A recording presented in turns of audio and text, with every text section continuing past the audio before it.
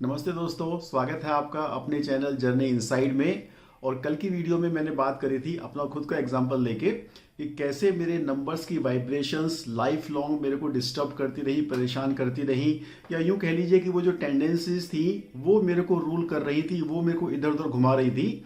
It was just like कि आप पानी में हैं और पानी की लहरें, पानी के थपेड़े आपको कभी इधर कभी उधर लेके जा रहे हैं। लेकिन एक दफा आपको नाव चलाना आ जाता है, बोट चलाना आ जाता है, तो फिर उन्हीं लहरों में आप बहुत अच्छे से अपने आप को सेल कर सकते हैं। हवा कभी इधर बह रही है, कभी उधर बह रही है, but now you know how to adjust your sails to keep moving in the desired directions. और ये मैंने बहुत अपना ही एग्जांपल लेके शेयर किया था। अगर वो वीडियो आपने नहीं देखी है तो उसका लिंक मैं नीचे डिस्क्रिप्शन में दे रहा हूँ। और इनफैक्ट कल एक बड़ी आश्चर्यजनक बात हुई। कल पहले मेरे को एक व्हाट्सएप पे मैसेज आया, उसके बाद में मैंने बात करी। She is a lady in late 40s। उनका मूलांक नंबर भी 7 है और उनका भाग्यांक नंबर 2 है। तो 7 और 2 के कॉम्बिनेशन की जो वाइब्रेशन है, आपको पता है अभी तक काफी कुछ आप सीख चुके हैं। 7 नंबर भी अकल्ट का है और 2 नंबर भी माइंड को रिप्रेजेंट करता है। And 7+2 makes a very, I would say, a very deadly combination. तो वो बोले कि सर मैं भी आप ही की तरह स्टक हूँ, बहुत ज़्यादा परेशान हूँ, बहुत ज़्यादा इमोशंस अप्स एंड डाउन्स हो रहे हैं, हाईज हो रहे हैं, मैं समझ नहीं पा रही हूँ मैं क्या करूँ। और चूंकि 7 नंबर है तो अकल्ट में डेफिनेटली इंटरेस्टेड है। तो उन्होंने यूट्यूब पे और इधर उधर बहुत सारी न्यूमरोलॉजी की इंफॉर्मेशन ले ली, पामिस्ट्री की ले ली, एस्ट्रोलॉजी की ले ली।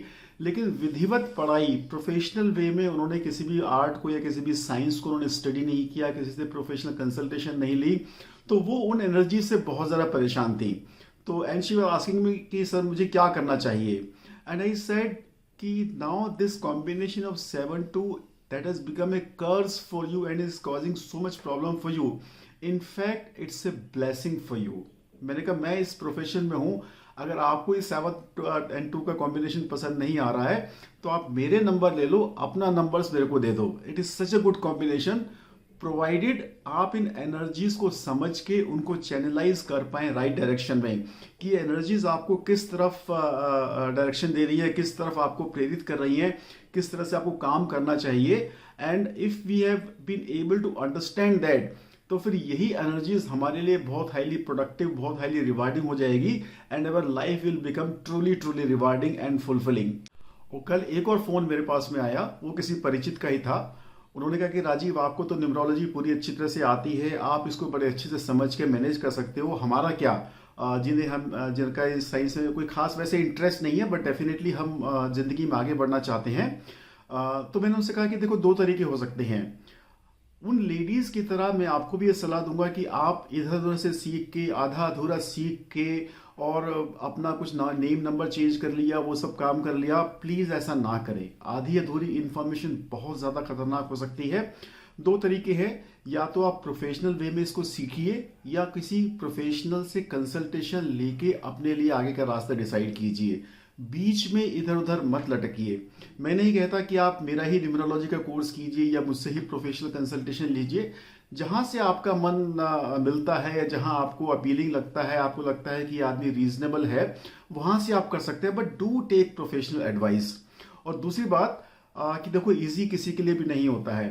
Before coming into this field, before learning numerology, I was also living with myself for over 50 years. मैं भी इस नंबर 7 के साथ में 50 साल से ज्यादा रहा हूं, और कह सकते हैं कि मैं भी इसे झेला हूं या मैं भी अपने आप को झेला हूं। It's never easy, but anyway I am going to make it very very easy for you.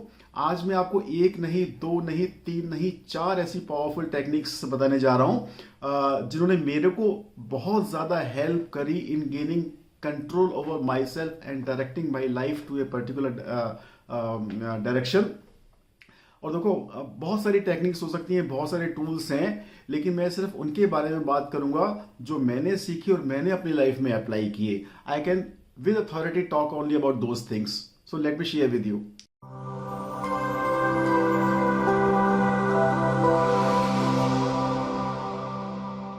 Hey guys, मैं राजीव, आपका पर्सनल कंसल्टेंट, और मैं आप लोगों की हेल्प करता हूं आपके लाइफ के पर्सनल चैलेंजेस को सॉल्व करने में, चाहे वो जॉब, मनी, करियर, फाइनेंस से रिलेटेड हो या हेल्थ या रिलेशनशिप से रिलेटेड हो।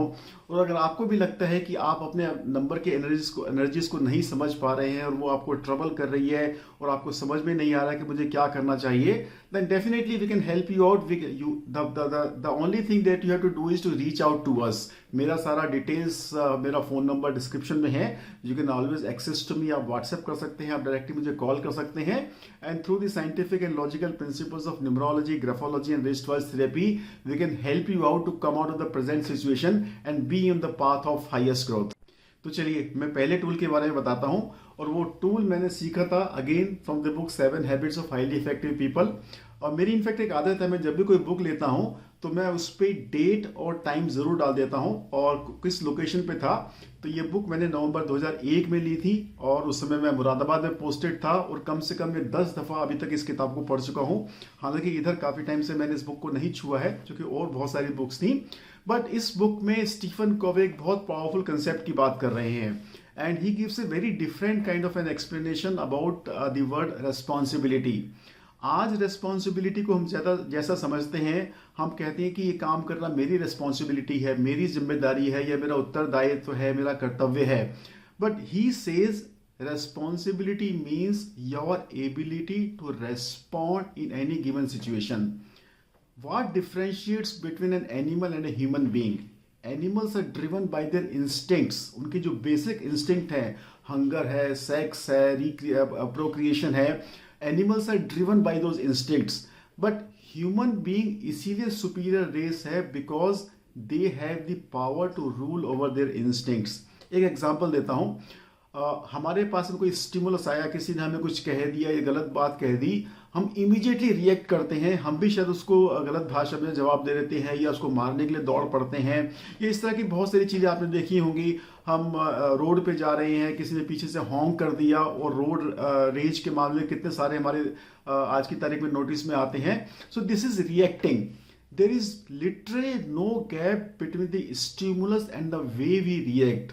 और यहाँ पर इस बुक में स्टीफन कवे बहुत अच्छे से बहुत डिटेल में एक्सप्लेन कर रहे हैं कि between the stimulus and the way you react there is another possibility that instead of reacting automatically out of your instinct you can choose to respond. You can choose your response, how you will act or how you will behave on that stimulus. And then mister Stephen Covey goes on to explain stimulus और आपके reaction या response के बीच में you have the freedom to choose.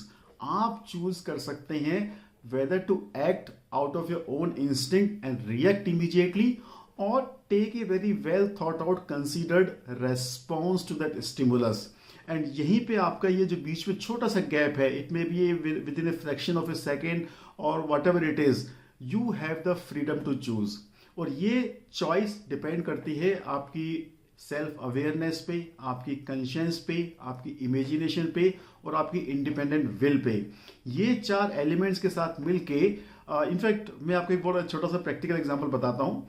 मेरी एक परिचित हैं, महिला हैं, वो किसी भी बात पे एकदम से तपाक से तड़ाक से जवाब देती हैं, और वो ये भी नहीं सोच पाती हैं कि मैं जो बोल रही हूँ, कैसा बोल रही हूँ, किस टोन में बोल रही हूँ, किस लहजे में बोल रही हूँ, वो सामने वाले को अच्छा लगेगा नहीं लगेगा, whether I am right or wrong.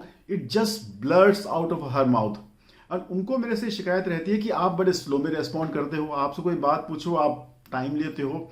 सो आप क्या करना चाहेंगे?